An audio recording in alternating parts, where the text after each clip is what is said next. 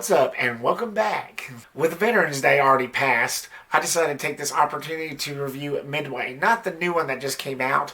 I will be covering that on a later date, but Midway, the 1976 version. Midway tells the story of a historic June battle where a Japanese force attempts to occupy Midway Island and lure the American fleet to destruction. Starting off with the positives as usual, the story was great. This is based on a true story, as many of you know. The Battle of Midway is considered a large chunk of American history, and it's something that we should never ever forget. And I don't know about you guys, but in Hollywood term, I would consider this a straight up sequel to Pearl Harbor. Because you think of it, when you watch this movie, even though it came out when it did, back in the mid-70s, and Pearl Harbor, the only Pearl Harbor movie I know is the one Michael Bay did back in 2001, I believe.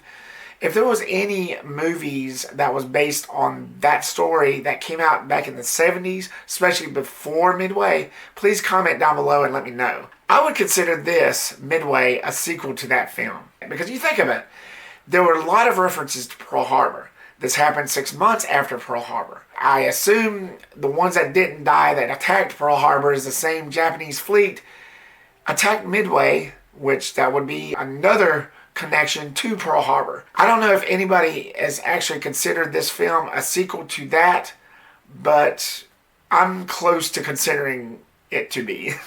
Which I like, but no disrespect to historical events. The practical effects looked great. Like I said, it was done in the 70s. This is before the digital age of Hollywood. And it looked pretty real. I mean, that's the problem with movies nowadays. Is they show too much CGI. And my friend and I were talking about this the other day when we went and seen Terminator. They just showed too much CGI. And just too much adds up to fake. It's uncanny sometimes. And that's why movies like this that was made back in the day is kind of special. Which leads me to some of the actual shots that was done in this. Now, it actually confirms at the beginning of this film that they use actual stock footage from the actual battle. You can tell because some of the shots where it was showing some of the planes and the helicopters, they looked really fuzzy. They looked really distorted. And you could tell that that was actual stock footage. It was sort of like watching a documentary. And you could definitely differentiate between explosions in real life and Hollywood explosions. There was a scene in this right at the beginning where it was showing like actual stock footage, and then it turned into a Hollywood explosion. Now you could tell because the way everything exploded was in slow motion, and that just don't happen in real life.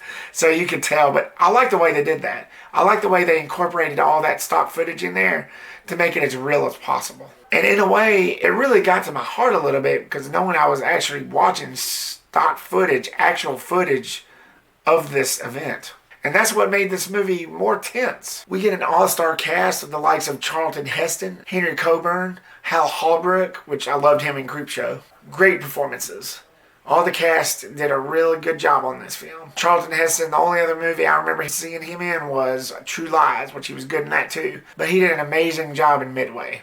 Now let's slide into my mix. The story did drag on, but it was necessary. I understand that this is a war movie. I understand that this is one of those character-driven stories of an historic event in American history. And I think the reason why the story dragged on, which I didn't really mind, there was a great build-up, it was great dialogue, and it was great for what the story was telling. Which leads me into my negatives. And I think this is the reason why this was a little bit of a problem for me.